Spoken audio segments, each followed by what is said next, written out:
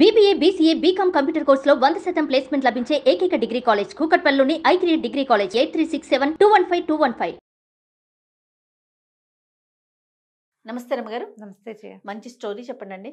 మామూలుగా మనం అత్త కోడళ్ళ తగాదాలు వింటామా జయ? మనం కోడళ్ళం అనుకో, అత్తగారులు అందరూ ఇలాగే చేస్తారనిపిస్తుంది కదా. అదే మనమే అత్తగారు అయ్యామనుకో, ఈ కాలం పిల్లలతో పితపకాలం పితబుద్ధులు అంటాం. పాపిష్టి పిల్లలు. ప్రెసెంట్ మనం ఫస్ట్ వర్షన్ లో ఉన్నాం రమ్మగారు. అదే మీరు నేను కూడా. ఈ పిల్లల్ని సరిగ్గా పెంచలేదు, పిల్లల పెంపకాలు బాగోలేదు, ఆ తల్లి ఉండకు బుద్ధి లేదు, ఇలాంటివి తిట్టేస్తారు. నానా మాటలు అంటాం. తల్లుల పెంపకం అలా ఉంది, అంతే కదా. అంతే. అదే మన పిల్లలు సరిగ్గా లేరనుకో, మన పిల్లల ఫ్రెండ్స్ సరిగ్గా లేరంటాం. ఆ జతలు మంచివి కాదు, అందుకని ఇలాంటివి వచ్చినాయి. వాళ్ళు ఎవరితో జత కట్టి ఇలా ఇప్పుడు పక్కన వాళ్ళ మీదే పడతాం. మనం కోడళ్ళుగా ఉంటే అత్తలది తప్పు, అత్తలుగా ఉంటే కోడళ్ళ తప్పు కదా. అంతే అంతే. ఒక కథ చదివాను జయ, భలే ఇంట్రెస్టింగ్గా ఉంది, నాకు నచ్చింది. ఒక ఊళ్ళోట ఓ శాంతమ్మ గారు ఉన్నారు. ఆయనేమో ఒక సూరపరాజు గారు, మంచి సంపాదన పరులు, బాగా ఆస్తి స్వాస్తి ఉన్నాయి. ఈవిడ ఒక మాట ఒట్టి ఒక మాటకి 10 మాటలు, 10 మాటలకి 10,000 మాటలు అనే రకం ఆవిడ.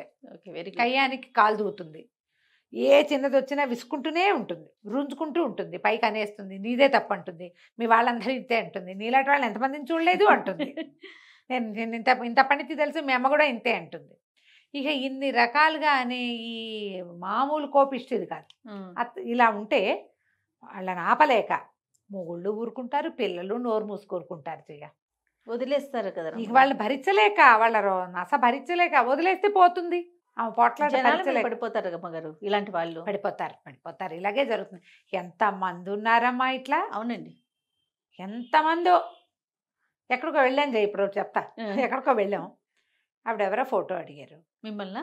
ఫోటో అడిగితే ఆయన ఫోటో తీసుకొచ్చా అన్నారు. వద్దమ్మా దేవాలయం, మీరు ఇచ్చేదండి మేమే తీసుకుంటాం, మీ ఫోటో ఆమె తీసేసుకుంటారా? వద్దండి, వాళ్ళు ఎవరికి ఇవ్వలేదు, మీరు కూడా తీయకండి అమ్మా. ఆయన దేవాలయంలో ఉన్నారట అంటే ఏం పర్వాలేదండి, పర్వాలేదంటారు. ఏం పర్వాలేదు ఏంట, మా గుళ్ళో నాకు ఇష్టం లేదు, దేవాలయంలో నన్ను ఫోటోలు తీసుకోవటం ఏమిటి, నేను భరించలేను దాన్ని, బయటికి వెళ్ళాక తీసుకుందామని చెప్తాను చెయ్య చాలా మందికి నేను. కొంతమంది వెయిట్ చేస్తారు, కొంతమంది కోపం వస్తుంది, ఏమిటి వీడు పోజు కొడుతోంది అనుకుంటారు, ఏమిటి నాకు అంత మాత్రం నియమం ఉండకూడదా అనుకుంటా నేను. నా బతుకు ఒక నియమం వద్దా, నాకు అలాగే అనిపిస్తుంది. వాళ్ళ సంగతి ఎట్లా, నాకు అవమానంగా ఉంటుంది. నన్ను ఇప్పుడు ఏ గౌరవంతో నువ్వు నన్ను ఫోటో అడిగావు, అది నువ్వు నిలబెట్టుకోవాలి, నన్ను కూడా నిలబెట్టుకోనివ్వాలి కదా. మీకే నా సెల్ఫ్ ఎస్టీమ్, నాకేం ఉండదు, పాడు వాగు ఉంటుంది కదా, నవ్వొస్తుంటుంది. ఇవాళ ఎంతమంది శత్రువులు అయ్యారు నీకు అని అడుగుతారు మా వాళ్ళు. ఫోటో ఇవ్వకపోతే కుదరదు, అందరూ బయటకు వచ్చాక ఇస్తానమ్మా అని చెప్తా. కొంతమంది పాపం ఉండి ఫోటో కోసం ఆగామండి అని తీసుకుంటారు, ప్రేమిస్తారు వాళ్ళు. నన్ను విమర్శించడం వాళ్ళ ఉద్దేశం కాదు, నాకు యాటిట్యూడ్ అనిపిస్తే నువ్వు నన్ను, నీకు మంచి మాట చెప్పడం ఎందుకు, మంచి మాట చెప్పే వాళ్ళకి కూడా యాటిట్యూడ్. వీళ్ళే ఈ శాంతమ్మ గారు అనమాట, వాళ్ళే. అయితే ఈవిడ పోట్లాడేసేది, ఇక పుట్టింటి వాళ్ళని లేదు, అత్తింటి వాళ్ళని లేదు, కొడుకు పెళ్ళి వాళ్ళని లేదు, అందరు ఇదే గోల. సరే అందరు అనేవాళ్ళు, అమ్మో రేపు పొద్దున్న దీనికి కోడళ్ళు వస్తే ఉంటారు వాళ్ళు దాని సంగతి అనుకునేవాళ్ళు. ఇద్దరు కొడుకుల్లో పెద్ద పిల్లాడికి పెళ్లి చేశారు. పెద్దవాడి పెళ్ళాము మేనమావ కూతురు కాదు, మేనమావ కూతురు. ఈయన ఏమనుకున్నాడు, సొంత మేనగోడలు కమల పిల్లని ముద్దుగా చూసుకుంటుంది, తన రక్తం కదా. చాలామంది పోట్లాట కోర్లు కూడా మేనగోడళ్ళు అనగానే మెత్తగా ఉంటారు కదా. ఎంత బాగా చూసినా కోడళ్ళకి చాలదనుకో, మేనగోడళ్ళైనా సరే కోడళ్ళకి సరిపోదు, మేనత్తే కదా అని అనిపించదు. తక్కువ మంది ఉంటారు మేనత్తే, మన మేనత్త మన అత్త, మనం వీడితో బాగా ఉండాలి అనుకునే వాళ్ళు 50% కూడా ఉండరు జయ. అక్కడ అత్తగారితనమే నడుస్తూ ఉంటుంది ఏం చేసినా సరే. సరే బాగుంటుంది అనుకుంటే ఇక మేనగోడల్ని కూడా ఆవిడ వదల్లా, అన్నిటికీ కసిరేది, కేకలేసేది, తిట్టేది, మీ అమ్మ ఇంతేననేది, నువ్వు ఇంతేననేది, ఏదో అనేది అనేది అనేది అనేది విరక్తి పుట్టింది దానికి, ఆ కమలకి, ఆ పిల్లకి విరక్తి పుట్టి, నేనుండను, నేను రాను, వేరు కాపురం పెడితేనే వస్తా, నన్ను తీసుకురావడానికి రా, నువ్వు మీ అమ్మ దగ్గరికి అయితే నేను రాను బాబా అని మొగుడికి చెప్పేసింది, వెళ్ళిపోయింది. ఏం చేస్తారు, ఆలోచించి ఈయన పెద్ద పిల్లాన్ని బయట పెట్టడం ఇష్టం లేదు, వ్యాపారం అంతా కలుసున్న వ్యాపారం, ఇవాళ ఇల్లు వేరైతే రేపొద్దున వ్యాపారాలు వేరైపోతాయి.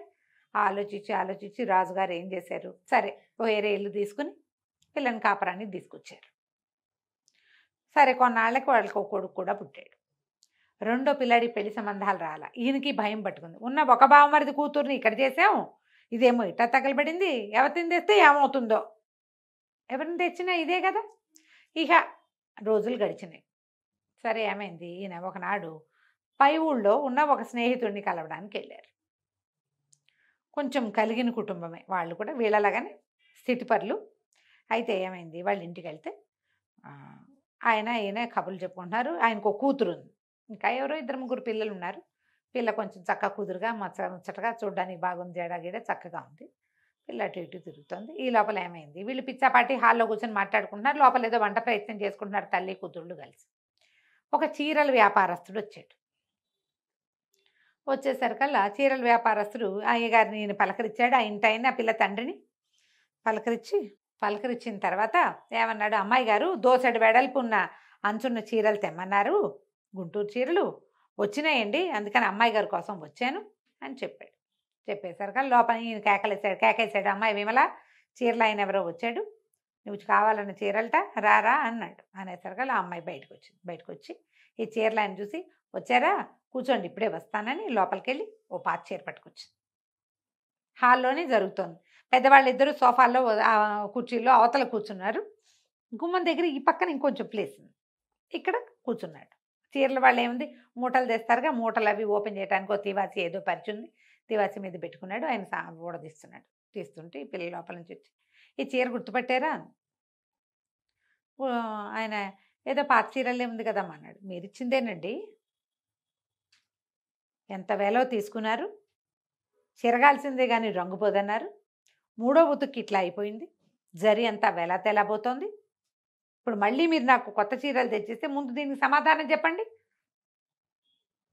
ముందు సమాధానం చెప్పాలిగా అనేసరికి ఆయన కలవెళ్ళబడి, అయ్యో అమ్మ ఇలా అయిందా, చీరకి చీరిస్తాను మీకు, నాకు చీరకి చీరొద్దు, మీరు వచ్చారు నేను కట్టుకున్నా తడిపా, ఇలా అవదని గ్యారంటీ ఏమిటి నాకు, మీరు ఇంతకుముందు కూడా ఇలాగే అద్భుతమైనవి గట్టంచు చీర చిరగాల్సిందే కానీ రంగు పోదన్నారు, ఇదేమో 3వసారికే పాతగుడ్డయింది, మిమ్మల్ని నమ్మి తీసుకుంటే మీరు నమ్మకం నిలబెట్టుకోవాలి కదా, మీరు గ్యారంటీ ఇవ్వగలిగే బట్ట ఉంటేనే చూపించండి, లేకపోతే నాకు వద్దు. ఏ చీరలైతే ఈ అమ్మాయి కోసం తెచ్చాడో ఆయన అవి చూపించలే, వేరే ఏవో పట్టు చీరలు చూపించి వెళ్ళిపోయాడు. ఈయనకి రాజుగారి కళ్ళు మెరిసిపోయినప్ప, అబ్బా పిల్ల ఎంత రీజనింగ్ తోటి మాట్లాడుతోంది, గట్టిగా తిట్టలా, తిట్టు కాదు అది, నిలదీస్తోంది, నిలదీత. సరే ఏమన్నాడు ఈయన స్నేహితుడితో చెప్పాడు, ఏమో వెంకటరత్నం నువ్వు నాకు ఒక మాట ఇవ్వాలోయ్ అన్నాడు. అంతకంటేనా నీకేం కావాలో చెప్పన్నాడు. మీ పిల్లని మా చిన్నవాడికి ఇచ్చేబోయ్ అని అడిగాడు. ఆయన ఆశ్చర్యపోయాడు, ఎంత మాట అన్నావు నువ్వు, అయ్యే బాబోయ్ మా పిల్లని ఇవ్వటం ఏమిటి, బ్రహ్మాండంగా ఇచ్చేస్తాను, మామూలుగా కాదు, చేసుకో మా పిల్లని చేసుకుందు కానీ అన్నాడు. ఈయన ఇంటికి వెళ్ళి పిల్లని కుదిర్చాను అనేసరికి ఆవిడ రుసరుసలాడి దుమ్మదుమ్మలాడి పిల్లని చూడకుండా నేనా అదే ఇదే అంది. కానీ ఆయన ఆ వెంకటరత్నం గారు బాగా పెట్టుపోతా బాగా చూపించేసరికి మేనగోడలు తెచ్చిద్దానికంటే ఇంకో గుప్పెడు ఎక్కువే వచ్చినాయని ఊరుకుంది. ఈయన ఏమనుకున్నాడు, కమల మెతకది, కొడుక్కి చెప్పాడు, మీ వదినేమో కమల మెతకది, మీ అమ్మకి సమాధానం చెప్పలేకపోయేది, మీ అమ్మ ఒకటేస్తే రెండేసి ఆవిడ తిట్టేది, ఈ పిల్ల మంచి రీజనింగ్ ఉన్న పిల్లరా, మీ అమ్మ నోరు కట్టు, గోల ఉండదు, నువ్వైనా మాతో కలిసి ఉందు కానీ, ఈ పిల్లలు లేని ఈ ఇల్లు ఏమి ఇల్లు, మనవాడు పుట్టాడు పిల్లాడు అక్కడ దోగాడుతున్నాడు, మన ఇల్లు ఏమి ఇటాగే బోసి ఇల్లుగా ఉంది, పెద్దవాళ్ళు అందరిస్తే పిల్లలు లేరు, నువ్వు వెళ్ళిపోతే మేమే మిగులుతాం, నాకు మనవాడి ముద్దు ముచ్చట్లు చూసుకోవాలని ఉంది అని కొడుకుని ఒప్పించాడు. కొడుకు కూడా ఓ పూట వచ్చి ఏ విమలని చూసి సరేనన్నాడు. సరేనంటే సరే వచ్చింది విమల. పిల్ల మంచి పనిమంతురాలు, పని వాళ్ళతో ఉండి పని చేయించగలదు, అవసరమైతే నడువంచి పని చేస్తుంది. ఏ 15 రోజులు 20 రోజులు ఊరుకుందో శాంతమ్మ గారు. ఆ తర్వాత 4 విసిరేది, పిల్ల కిక్కుమనేది కాదు, ఎంత సహనంగా ఉండేదో. అత్తగారు ఏమైనంటే తలొంచుకుపోయేదే కానీ తిరిగి సమాధానమే చెప్పల, ఆవిడ అరుపులే వినపడేవి, ఎందుకు మాట్లాడతారు అట్లా అనేది కాదు. రోజులు గడుస్తున్నాయి. ఈయనకి ఆ పెళ్ళం రంకెలు వేసేయటం, వరిచేయటం, కుక్కిన పోయిన పెనల్లే మాట్లాడవు, మూగి ముద్దలాగా మాట్లాడవు అని అంటాం భార్య వింటూ ఉండేవారు. ఏంటి పిల్ల తెలివిగలది, మాటకి మాట అనగలదు, బోల్డంత రీజనింగ్ ఉంది నిలదీసే సత్తా ఉన్న పిల్లని చేసుకుంటే ఇది ఇట్లా నోరు మూసుకుని తిట్లు తింటోందే. రేపు నాటికి ఎప్పుడో అప్పుడు కొడుక్కి విసుగుపుట్టినా దీనికి విసుగుపుట్టినా బయటికి వెళ్ళిపోతారు. మళ్ళీ ఒంటరి ఇల్లు సంప్రాప్తం అవుతుంది, పిల్లలు లేని ఇల్లు. ఏం చేయాలో తెలియలే. ఒకనాడు ఏమైంది, శాంతమ్మ గారు గుళ్ళో పురాణం ఉందని వినడానికి రోజు వెళ్తుంది. ఆయన ఏం చేశాడు, రోజు వెళ్తుంది, ఇవాళ కూడా వెళ్తుందని ఇంటికి వచ్చాడు దుకాణం నుంచి. ఆవిడ వెళ్ళిపోయింది గుళ్ళోకి. ఈయన కోడల దగ్గర కూర్చున్నాడు, కేకలిస్తాడు. కేకేసి మంచినీళ్ళు తెమ్మ అంటే ఏదో పలహారం తెచ్చింది. మామగారి దగ్గర విసనకర్ర పెట్టి చుట్టూ కూర్చుంది. ఈయన అడిగాడు, ఏమమ్మా నువ్వెంత గట్టిదానివి, ఆ రోజు నువ్వు బట్టల వ్యాపారస్తుడు నేను నిలదీసిన విధానం చూసే కదా పెళ్లి చేసుకున్నా నేను నిన్ను చేసుకున్నాను. మీ అత్తగారు అట్లా నోటికొచ్చినట్టుగా చెలిగి పారేస్తుంటే నువ్వు నోరెత్తకుండా ఉంటావేమిటమ్మా, ఇంత సహనం ఎక్కడి తల్లి నీకు, వెధవ 2 రూపాయలు పారేస్తే వచ్చే చీరకి అంత నిలదీస్తువి, ఎందుకమ్మా మాట్లాడవు అన్నాడు. అనేసరికల్లా అమ్మాయి అంది, అది కాదండి మావయ్య గారు, వ్యాపారస్తుడితో మనకి వ్యాపార సంబంధాలు అవి, మన డబ్బు దానికి తగిన ప్రతిఫలం. మనం ఒక వస్తువు కొన్నామంటే దానికి తగిన డబ్బు ఇచ్చుకుంటాం, మన డబ్బుకి తగిన ప్రతిఫలం చీరలోంచి రావాలి, వస్తువులోంచి. అది సరిగ్గా లేకపోతే మనం అడగాలి. నేను అందుకని అడిగాను. ఇప్పుడు ఇక్కడ నన్ను నానా మాటలు అనేది మా అత్తగారు, నా భర్తకి తల్లి, మా ఇంటి పెద్ద ముత్తైదువు. నేను ఆవిడ ఏమంటాను, ఏమైనా అంటే ఇప్పుడు వ్యాపారస్తుడు వాడు కాకపోతే ఇంకోటి వస్తాడు, ఈవిడ తిడితే నాకు ఇంకో అత్తగారు వస్తుందా? తిరగబెడితే ఏముంది, తెగిపోతుంది. అక్కయ్య ఎట్లాగే కదా తెంపుకుని వేరే చోటకి వెళ్ళిపోయింది. నేను కూడా తెంపేస్తే ఎంతసేపు అనటం, అనగలిగి ఉండి ఎందుకంటం లేదంటే తెంపేస్తే తెగిపోతుంది. ఏదో 4 మాటలంటుంది పెద్దది, మా అమ్మ అయితే ఊరుకోనా నేను, అందుకని ఊరుకుంటున్నా. ఏం చెప్పాలో తెలియలే ఆయనకి. సరేనమ్మా నీ ఓపిక, సహనమంతరాలివి. సరే భార్య వచ్చింది, కాసేపటికి వచ్చాక ఆవిడ లోపలికి వచ్చి కూర్చుంది కామ్గా. ఏమండి దగ్గరలో మంచి రోజు ఏముందండి అని. నాకేం తెలిసే, నీకంటే మంచి బాగా తెలుసా నాకు అంటే, కాదండి ఒక మంచి రోజు చెప్పు. ఇప్పుడు ఏం చేస్తావు నువ్వు, ఏ శుభకార్యం చేయబోతున్నావు, ఎవరిని తూర్పారు పట్టడానికి ముహూర్తం కావాలి నీకు అని అడిగాడు.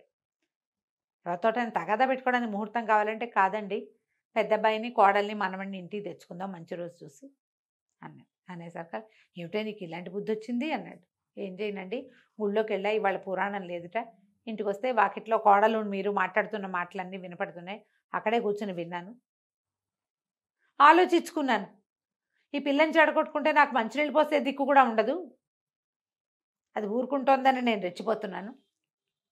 ఆ కాస్త తీరాక ఇంకేముంది అనేసరికి ఆయన మెచ్చుకున్నాడు. పిల్ల ఇది కదా కరెక్ట్గా సరైన ఆలోచన. కోడళ్ళ శాంతమే అత్తగారులకి ఒక్కొక్కసారి ఆహారం కింద ఉంటుంది. అత్తగారి శాంతము కోడళ్ళకి అలాగే ఉంటుందమ్మా. తెంపుకుంటే ఎంతసేపు, ఏ బంధమైనా తెంపేస్తే ఎట్లా పోని నువ్వు తెంపేస్తావు, అత్తగారు తెంపేస్తుంది అనుకుందాం, కోడలు తెంపడం గురించి కూడా మాట్లాడదాం. అత్తగారులు తెంపేస్తారు కోడళ్ళతోటి, చిచ్చిపో నా ఇంట్లో ఉండటానికి వీల్లేదు. అదేమో నీ కొడుక్కి పెళ్ళాము, నీ మనవలకి తల్లి, నీ ఇంటి దాన్ని సంపదని పంచుకునేది, ముందుకు తీసుకెళ్ళేది. ఎట్లా తెగిపోతుంది ఆ బంధం, తెగదు.